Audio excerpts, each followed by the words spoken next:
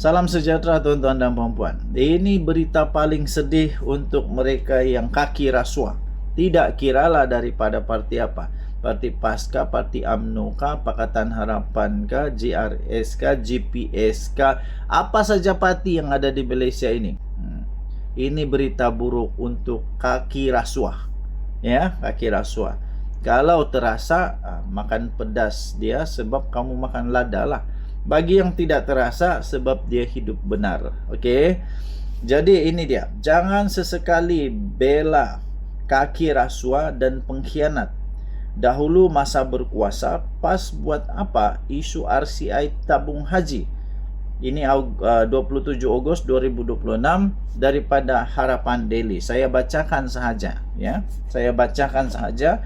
Tajuk dia, jangan sesekali bela kaki rasuah dan pengkhianat. Dahulu masa berkuasa, PAS buat apa isu RCI tabung haji? Harapan Daily 27 Ogos.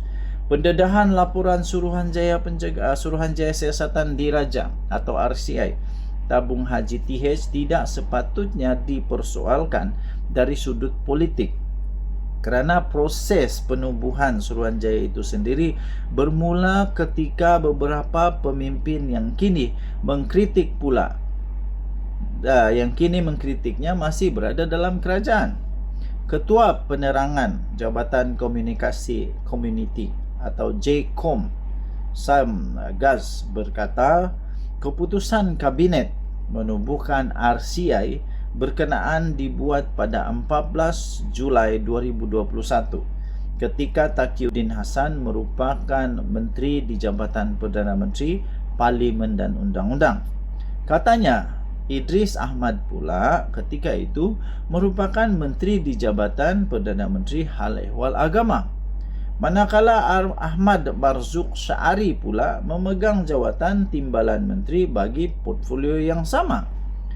Jadi dia kata, RCI ini juga hasil tangan mereka. Jadi kenapa kini mereka mempersoalkan balik?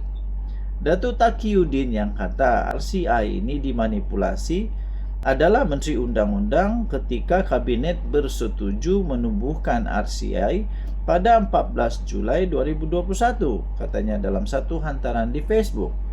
Syam turut mempersoalkan kritikan terhadap pendedahan laporan tersebut, sedangkan proses RCI diteruskan ketika kerajaan terdahulu masih berkuasa, termasuk pelantikan anggota Suruhanjaya pada Januari 2022. Idris Ahmad kata, kenapa dedah sekarang? Sedangkan ketika RCI tengah berjalan dulu, dia adalah Menteri Agama. Marzuk Syari pula kata tak jumpa sakau, sedangkan dia adalah timbalan Menteri Agama masa itu, katanya. Untuk mempertikaikan pendedahan pula, menurut Syam, laporan RCI berkenaan kemudian dipersembahkan kepada Yang di-Pertuan Agong pada 30 Ogos 2022. Selepas Suruhanjaya menjalankan siasatan terhadap pengurusan dan operasi tabung haji bagi tempoh 2014 sehingga 2020. Beliau berkata, persoalan yang perlu diberi perhatian kini ialah tindakan susulan terhadap dapatan RCI dan bukan usaha mempertikaikan pendedahan laporan tersebut. Beliau kata, RCI siap masa kamu berkuasa dahulu.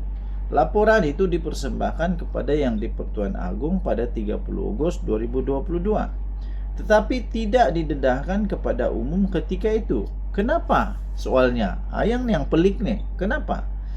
Dalam pada itu, Syam berkata, Kerajaan Madani mengambil pendekatan yang bertanggungjawab dengan mendedahkan laporan tersebut serta menyerahkan sebarang unsur kesalahan kepada pihak berkuasa untuk disiasat. Beliau turut menegaskan prestasi tabung haji kini menunjukkan perkembangan positif dengan kadar agihan keuntungan meningkat 3.10% pada tahun 2023 pada 3.25% pada 2024 dan 3.50% bagi 2025. Jelas tabung haji semakin kukuh, beliau kata. Zaman kerajaan Madani, pimpinan PMX kadar agihan keuntungan meningkat dan simpanan lebih 9.7 juta pendeposit terus dilindungi, katanya lagi. Syam pada masa yang sama menggesa supaya siasatan terhadap sebarang kemungkinan salah laku dalam pengurusan tabung haji kepada agensi penguatkuasaan dan tidak dijadikan semata-mata bahan pertikaian politik. Sekarang biar mereka disiasat dan biar mahkamah buat keputusan. Bukannya sibuk cari salah kerajaan Madani yang berani dedahkan salah laku dan RCI dalam RCI tabung haji. Tetapi pada masa sama cuba untuk backup si pelaku, katanya. Beliau turut menyentuh tindakan SPRM yang menjalankan siasatan susulan dapatan RCI berkenaan, termasuklah penahanan beberapa individu bagi membantu siasatan.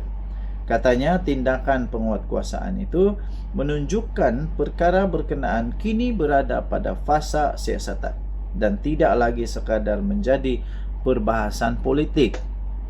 Jadi katanya, jangan sesekali bela kaki perasua dan pengkhianat tabung haji.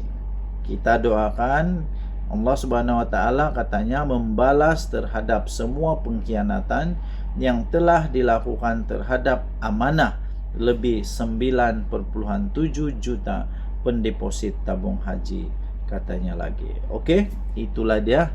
Tinggalkan komen anda, apa pendapat tuan-tuan dan puan-puan. Pada saya ada logik di sana.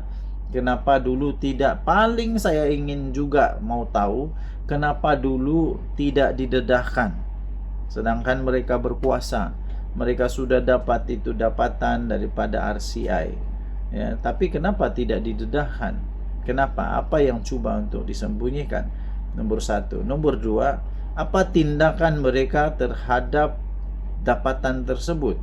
Tak akan dibiarkan begitu saja berdarah-darah dan tidak diperbaiki, kan? Okey, jadi bukan mau sokong kerajaan sekarang, tapi kerajaan sekarang buat perkara yang betul, yaitu dia cuba untuk mengelakkan berlaku lagi, didedahkanlah, dan ini mengikut undang-undang. Tidak boleh untuk membela kah, untuk menyembunyikan, untuk backup kah, untuk membantu membantu orang yang bersalah. Ya, salah tetap salah.